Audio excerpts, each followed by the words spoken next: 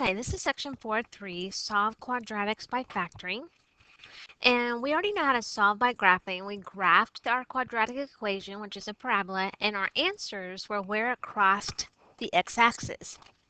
So now we're going to solve quadratic equations a different way. We're going to solve by factoring.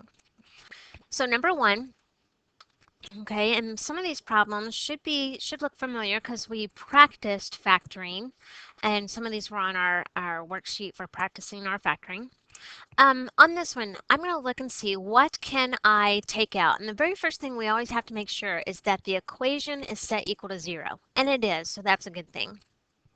Now I'm going to look at each term and see if I can take something out. I can factor out an 8x.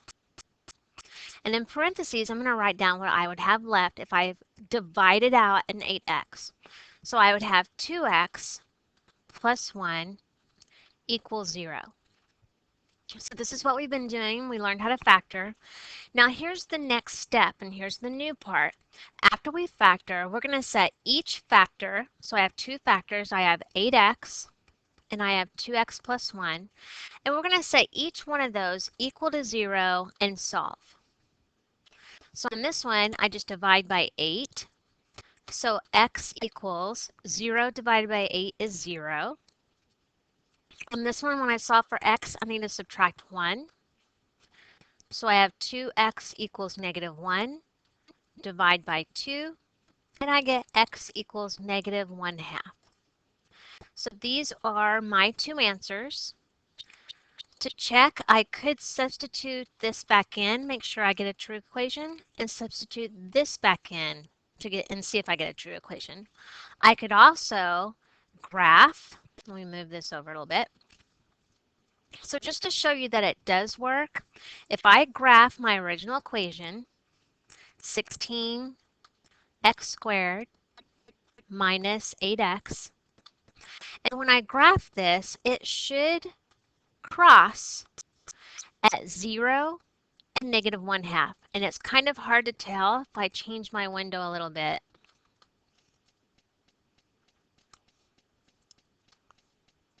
Okay, it's going to cross at 0. And it should be negative 1/2. Let me see if I, 16, oh, it's because that plus right there. Okay, so plus. All right, there's negative 1/2 and 0. So it matches up. All right, so if you want to check your answers by graphing, that's fine, but you have to show all of this work. All right, so let's do example 2. Solve by factoring. So first of all, this is a trinomial, so we know that we're going to have two sets of parentheses. This one is a pretty easy one because I don't have a number in front of my x squared, so I don't really need to use the box method. I know that it's going to be x and x. This tells me that my signs are the same. And this tells me that they are going to be pluses. So I need factors of 64. Then when I add them, I get 16. So 8 and 8. So it's going to be x plus 8, x plus 8. Now, if I get the exact same thing on both sides, and I set each one equal to 0, I'll get the same answer, right? So you really only have to do it one time. But I'm going to subtract 8. So x is equal to negative 8. And that's my answer. And just to show you that it does work, if I were to graph this, x squared plus 16x plus 64, and this should cross the x-axis or touch it at negative 8. And it does. Okay. So look at the second problem. First of all, the first problem I see is it's not set equal to 0. So I need to move this 64 over. And when I do that, I'm subtracting 64 and I get this. Now we always look and see, can I factor anything out? No, I can't. But this is the difference of squares. I know it's the difference of squares because it's subtraction. I only have two terms, and this is something squared and 64 is something squared. So I would factor this as x minus 8, x plus 8. So now I need to set each factor equal to 0. So when I solve this one, I'm going to add 8 to both sides, so I get x equals 8. Subtract 8 from both sides, and I get x equals negative 8.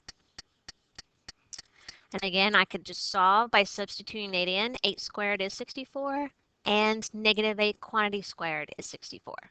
I could graph it, and it's going to cross at negative 8 and 8. Okay, example 3. Solve by factoring. Again, this is a pretty easy one. I shouldn't need my box.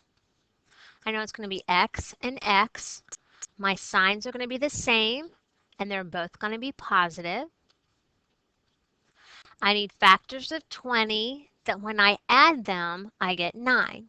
So it should be 4 and 5. So 4 and 5, it doesn't matter in which order you put them. Set each factor equal to 0. And I get x equals negative 4 and x equals negative 5. And those are my two answers. Again, I could substitute in to see if they make a true equation, or I could graph them to check my answers. Example 4. Solve by factoring. Again, I need to check and see, is there anything I can factor out? 6, 23, and 20. Those do not have a common factor, so I can't do anything there. I'm going to use my box because I have this variable, this constant out in front. Okay?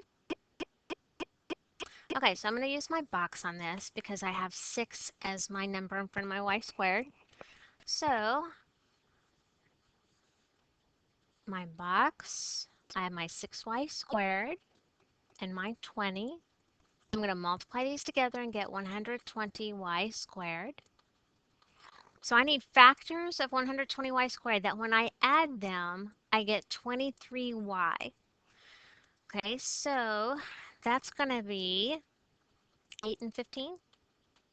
8 times 15 is 120, and when I add them, I get 23. So I'm going to put 8y and 15y. It doesn't matter which two boxes I choose. Now I'm going to factor out going sideways. So 8y and 20, my largest common factor is 4. I can factor out a 4. Going this way, 6y squared and 15y, I can factor out, what, a 3y? Going up and down, I can factor out a 2y. And going up and down this way, I can factor out a 5.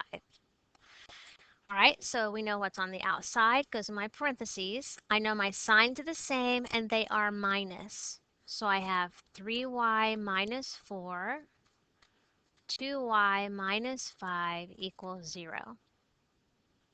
Now I'm going to set each factor equal to 0 and solve. So on this one, I add 4 to both sides, and I get 3y equals 4. Divide by 3, so y is 4/3. There's one answer. On this one, I add 5. 2y equals 5.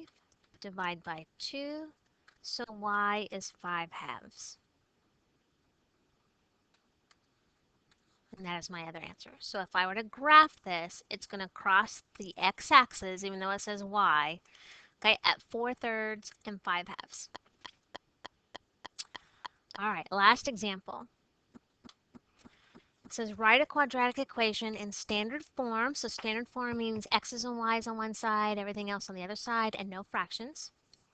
So ax plus by equals c is standard, quadratic equation. So that means ax squared plus bx plus c with negative 1/3 and 6 as its roots. So here's what they're saying. They've already given us our answers. They said when I graph this, it crosses the x-axis at negative 1/3 and x equals 6. So if I know these are the answers, okay, does it make sense that my factors were x plus 1/3 and x minus 6? Because when I set these equal to 0 and solve, this is what I would get. Okay, so I'm going to take these and I'm going to FOIL it out. So x times x is x squared. X times negative 6 is minus 6x. 1/3 times x is 1/3 x. 1/3 times negative 6, so that's negative 6 over 3, so that's minus 2. Now, in standard form, it has to look like this, and we don't want any fractions. So I need to get rid of this 1/3. So I'm going to go ahead and I'm just going to multiply everything by 3 to get rid of that fraction. So now I have 3x squared minus 6 times 3, which is 18x, plus 3 times 1/3, those will cancel, so I have x minus 6 equals 0 times 3 is 0. I have like terms here, 3x squared. I have a negative 18x plus 1x, so that's minus 17x minus 6 equals 0. So that's the equation that when I graph it, it crosses at negative 1/3 and 6. Okay? Your assignment is at the top of the page. You're doing odd problems so you can check your answers. If you have any questions, let me know.